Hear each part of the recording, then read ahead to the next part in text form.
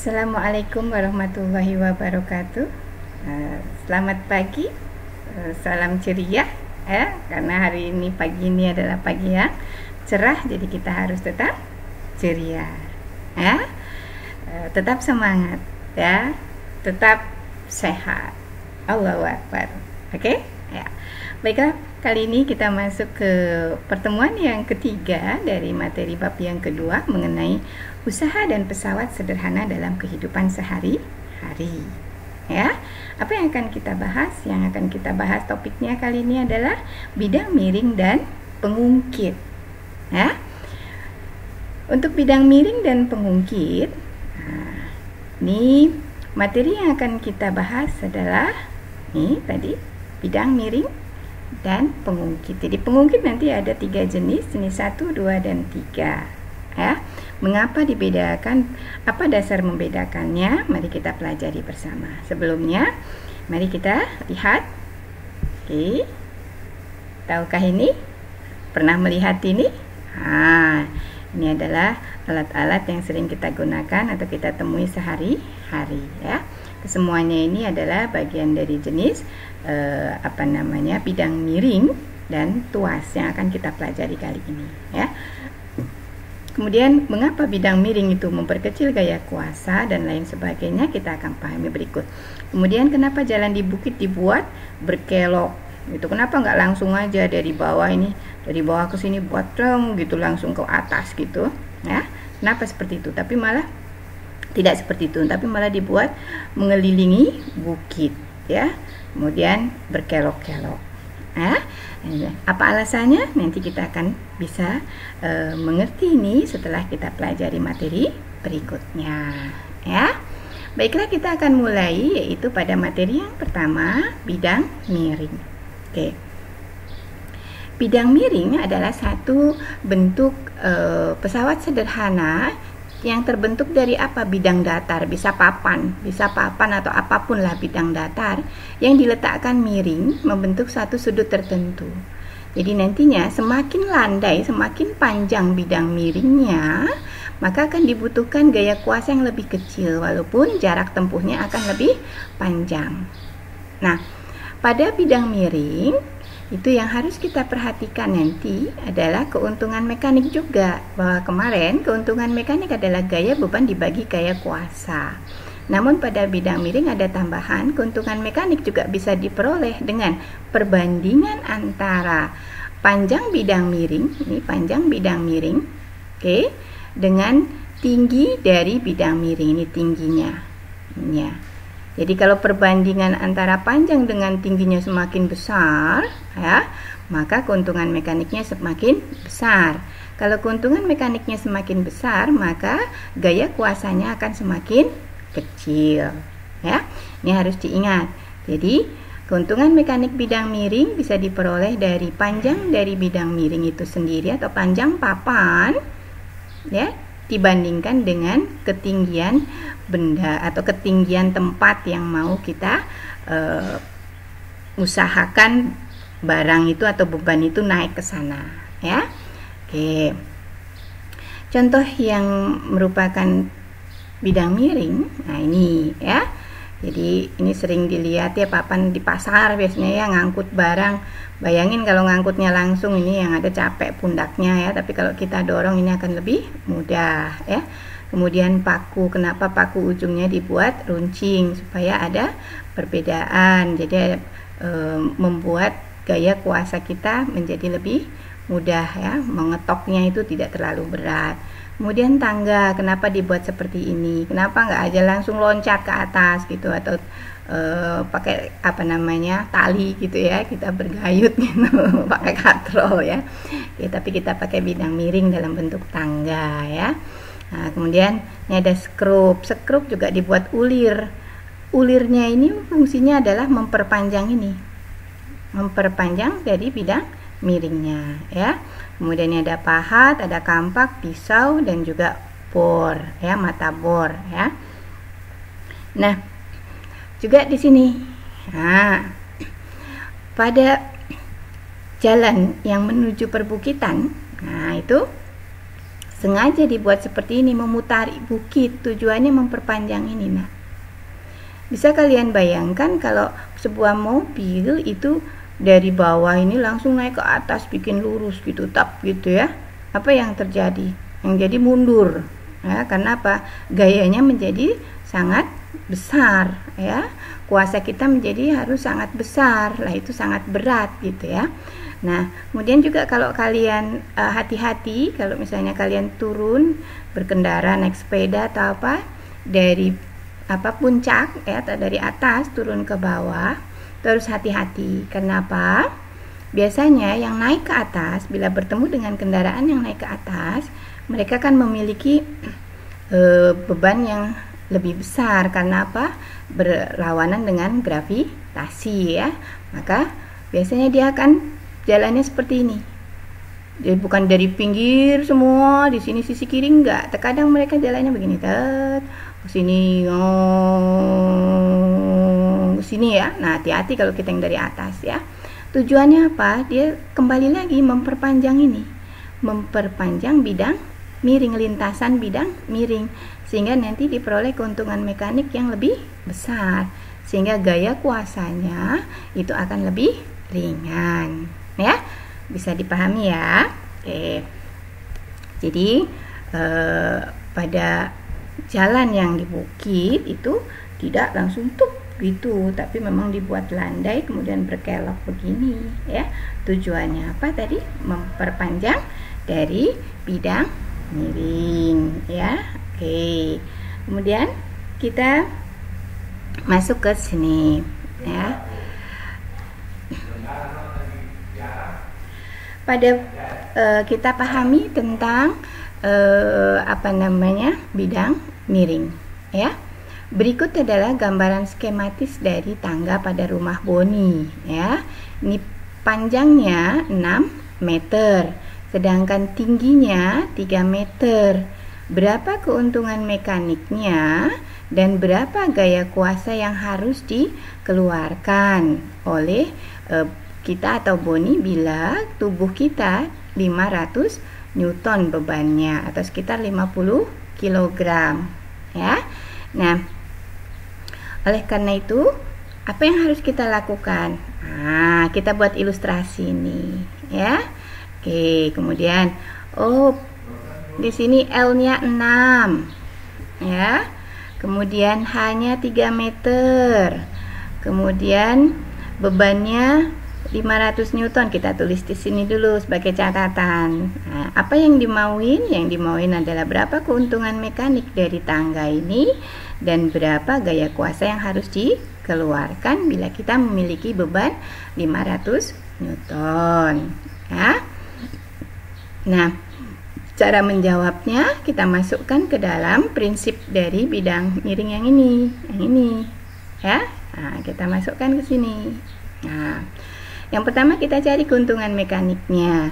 Keuntungan mekaniknya adalah panjang dari bidang miring dibandingkan dengan ketinggian. Maka di sini diperoleh 6 ya, dibagi 3 sama-sama 2. Kalau keuntungan mekaniknya 2, kita sudah bisa memprediksi kalau begitu gaya kuasanya hanya setengahnya dari beban yang ada. Jadi kita hanya mengeluarkan gaya setengahnya dari beban ya. Nah, kita buktikan di sini. Nah, cara mendapatkannya adalah untuk keuntungan mekanik bisa diperoleh dengan gaya beban dibagi gaya kuasa. Kita substitusikan di sini. Gaya kuasa berarti gaya beban dibagi keuntungan mekanik. Nah, gaya bebannya 500 Newton, keuntungan mekaniknya 2, sehingga gaya kuasanya adalah 250 Newton. Ya, mudah ya nak ya. Jadi kalau kita sudah tahu keuntungan mekaniknya, kita akan mudah memprediksi berapa gaya kuasanya. Nah, jadi ini mempermudah atau meringankan ya. Jadi bidang miring itu memperkecil gaya kuasa ya. Kemudian kita masuk ke pesawat sederhana yang jenis keempat yang dikenal dengan nama pengungkit atau tuas ya. Jadi pengungkit itu pesawat sederhana juga, ini cungkat-cungkit ya, sering kita temui ya, atau di timbangan misalnya ya. Oke.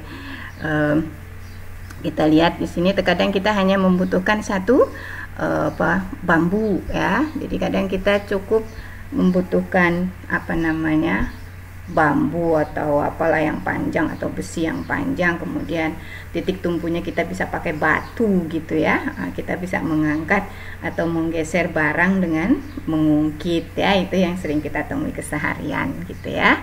Oke. Nah, kita bahas sekarang. Jadi prinsip dari pengungkit atau tuas, itu adanya titik tumpu, ada titik kuasa, dan juga ada titik beban. Nah, berdasarkan posisi ini, pengungkit nanti ada 3 macam. Ya, jadi berdasarkan titik tumpu, titik gaya, dan titik beban, maka pengungkit dibagi 3 jenis. Sebelum kita bicara jenis pengungkit, kita perhatikan bagaimana mendapatkan keuntungan mekanik dari pengungkit. Fungsinya sama, memperkecil gaya kuasa. Ya, untuk keuntungan mekanik sama, gaya beban dibagi gaya kuasa, atau khusus pengungkit maka perbandingan antara lengan kuasa dibagi lengan beban. Jadi lengan bebannya sebagai pembagi, lengan kuasanya sebagai yang dibagi ya. Semakin panjang lengan kuasa, jadi semakin panjang lengan kuasa dibandingkan lengan beban, maka keuntungan mekaniknya semakin besar. Jadi kalau misalnya tumpuannya kita geser ke arah beban, maka dengan sendirinya nanti gaya kuasanya akan semakin ringan ya. Jadi kalau ini digeser semakin mendekati beban, maka gaya kuasanya akan semakin ringan ya. Lengan kuasa itu apa? Yaitu jarak antara titik tumpu dengan gaya kuasa. Sedangkan lengan beban adalah jarak antara titik tumpu dengan titik beban atau tempat beban berada. Nah, jumlah antara lengan kuasa dan lengan beban ini dikenal sebagai panjang pengungkit atau panjang dari tuas ya. Jadi panjang dari tuas adalah jumlah dari lengan kuasa dan lengan beban ya. Mudah dipahami ya sayang ya. Oke, baiklah, sekarang kita melihat jenis-jenis tuas. Oke. Nah, macam jenis tuas atau pengungkit dibedakan berdasarkan letak dari titik tumpu, titik gaya, dan titik beban ya. Nah, ada 3 jenis. Jenis pertama, jenis kedua, dan jenis ketiga. Jenis pertama yang harus kalian perhatikan adalah titik tumpu yang di tengah. Jadi mengingatnya mana yang di tengah gitu ya. Kalau titik tumpu yang di tengah, maka di sini adalah jenis pertama. Contohnya adalah gunting. Ini titik tumpunya, ya. Ini beban di sini, nanti kuasanya di sini, ya. Jadi ini kuasanya di sini, ini bebannya di sini, ya. Kemudian jenis kedua yang di tengah adalah bebannya. Jadi pada jenis yang kedua, tuas jenis kedua yang di tengah adalah titik bebannya. Sementara tumpuannya di pinggir, kuasanya juga di pinggir ya. Jadi ini kuasanya ya. Kemudian ini kita kan nekennya di sini gitu ya, tumpuannya ini gitu ya.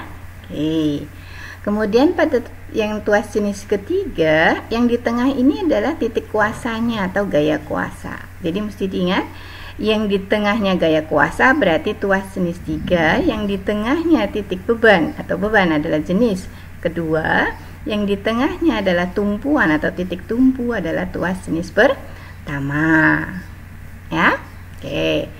Perbandingan antara lengan kuasa dengan lengan beban itu akan mempengaruhi keuntungan mekanik.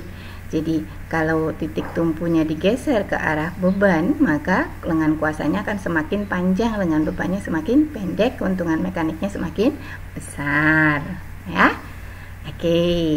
Nah, ini contoh-contoh dari pesawat sederhana yang merupakan pengungkit jenis pertama, kedua, dan pengungkit jenis yang ketiga ya. Ini contoh-contohnya. Yang pertama, yang kedua, ini yang ketiga. Cukup banyak ya. Kita lanjut, kita pahami lebih jelas mengenai pengungkit. perhatikan nih ada dua buah pengungkit, tapi pengungkitnya ini merupakan pengungkit yang jenisnya sama ya. Jenis berapa nih? Ini titik tumpunya di tengah ya, di antara beban dan kuasa ya. Maka ini tuas jenis pertama ya. Nah, Ibu ibaratkan saja yang merah ini adalah beban ya. Yang kuning ini yang kuning ini adalah kuasa ya. Kita ibaratkan gitu aja ya supaya mempermudah ya. Nanti hasilnya kalau misalnya dibalik, yang kuning yang beban, ini kuasa tuh, nanti hasilnya juga akan terbalik ya. Gimana kita akan memakai aja di sini ya. Oke, tinggal apa yang diminta. Nah, di sini yang diminta adalah mana yang membutuhkan energi lebih kecil, atau yang FK-nya atau gaya kuasanya lebih kecil ya. Jadi lebih ringan. Tentunya yang keuntungan mekaniknya lebih besar. Kalau keuntungan mekaniknya lebih besar, maka FK-nya akan lebih kecil ya. Oke, bagaimana kita membuktikan mana yang lebih kecil keuntungan gaya kuasanya. Jadi mana yang lebih besar keuntungan mekaniknya ya. Nah, di sini kita taruh aja di sini lengan beban dari A. Nah, ini anggaplah ini bebannya, maka ini lengan bebannya. Kemudian yang lengan kuasa A ini ya. Kemudian yang B, lengan bebannya adalah ini lebih panjang, di sini lengan bebannya. Sedangkan lengan kuasa dari B di sini lebih pendek ya. Oke. Kemudian berikutnya, karena nggak cukup ya, bagaimana kita membuktikannya? Oke. Kita masuk ke hitungan ya. Hitungannya sama yang tadi ya. Oke. Pakai rumus yang tadi. Nah, di sini keuntungan mekanik dari A, jadi keuntungan mekanik pada pengungkit yang A adalah lengan kuasa, ini lengan kuasanya 120, lengan bebannya 20, maka keuntungan mekaniknya 6. Sedangkan keuntungan mekanik dari B ini adalah 60 ya. Lengan kuasanya ya dibagi dengan lengan bebannya ya. Lengan bebannya 80 ya. Maka ketemunya 0,75 atau 3/4 ya. Kemudian kalau perbandingannya berdasarkan dari gaya kuasa dan gaya beban, maka akan diperoleh seperti ini ya, bahwa gaya kuasa yang A ini adalah berat beban dibagi 6, sedangkan gaya kuasa yang B adalah berat beban dibagi 0,75. Tentunya yang ini hasilnya akan lebih besar, ini hasilnya akan lebih kecil ya. Jadi di sini perbandingan, ini bukan sama dengan, tapi perbandingan antara gaya kuasa A dan gaya kuasa B adalah 1/6 dibagi berbanding 1 banding 0,75 ya. Berarti ini sekitar 0, berapa nih? 16 ya. Kalau di sini berarti 1,3. Berarti di sini gaya kuasa B lebih besar dibanding gaya kuasa A. Sehingga bila berdasarkan gambar ini dan bahwa bila yang merah ini adalah apa tadi? Nah, ini beban, yang kuning adalah kuasa, maka pada tuas yang memiliki energi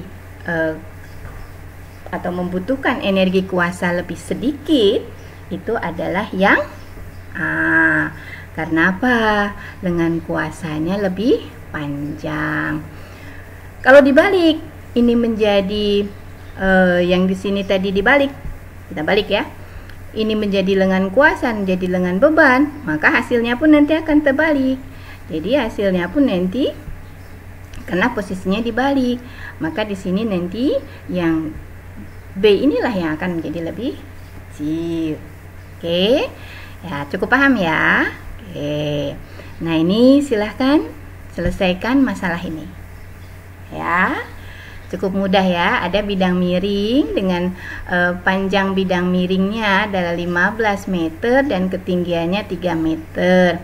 Berapa keuntungan mekaniknya dan berapa besar gaya kuasa bila beban yang ditarik atau yang harus dipindahkan adalah 1000 Newton, ya.